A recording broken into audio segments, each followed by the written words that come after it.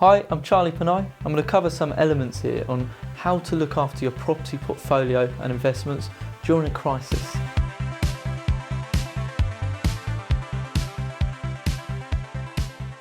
Should you panic and sell your home in a crisis of any sort? Absolutely not. Property long term is a fantastic investment, and you've got to see out this and ride the wave as such. Your mortgages should be on great rates at the moment, and you should be able to cover those. If you're a buy-to-let investor especially, your rent will more than cover this. Now, there's always a cycle in UK property. It's normally around 18 years or so, and we have a 7-year growth, a little bit of uncertainty, another growth for 7 years, and then a crash of some sort.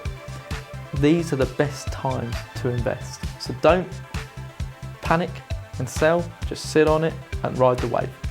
Can you stop the reduction in value of your home? I mean, I'll be honest, unless there's a real property crash, your value does not decrease. If we talk about modern crises at the moment, it's not affected property values. All it can do is potentially stop your growth. So you might not see as good a growth as you once saw potentially. So again, there's not much you can do to stop this. I mean, if the property crash is going to happen and it's going to fall, then again, you've just got to, as I said before, see it out.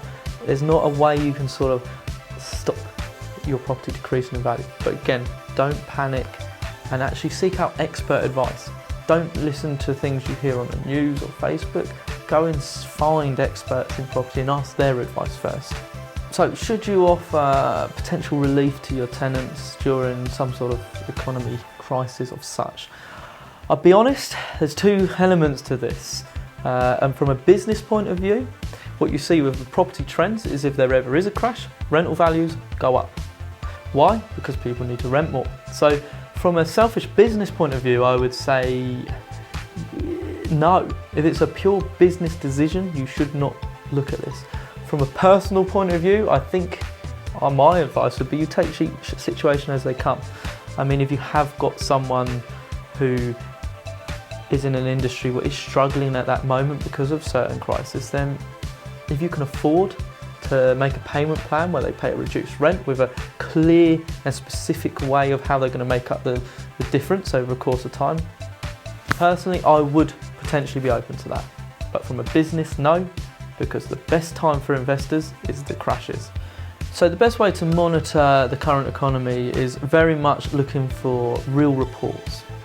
It's very easy for people to listen to what's being put on the general news, and there's a lot of scaremongering these days in the media, unfortunately.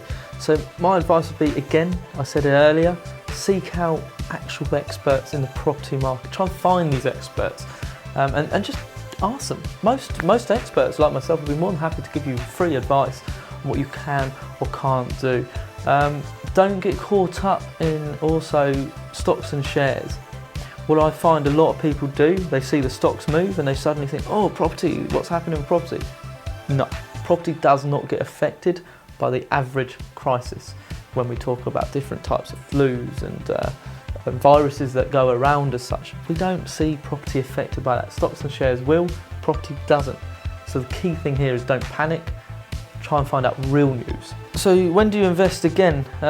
Honest answer, from a business point of view, and there's a crash, it's the best time, because that's when you're going to get the best investments. So my advice is you always just buy now. There's no point wondering what's going to happen around the corner. When we're looking at property, too many people get caught up on, oh, am I going to see a return in 6 months, 8 months? Let's not look at that. We're looking at a course of a medium to long-term plan here. So personally, I say 5 years plus. Although in my own properties I've seen better performance within 2-3 years, I still, every time buying, I think 5 year plus. So don't get too caught up on, is it a good time, isn't it a good time? Think long term. And actually, history will tell you whenever there is an economy challenge, that's the best time to invest.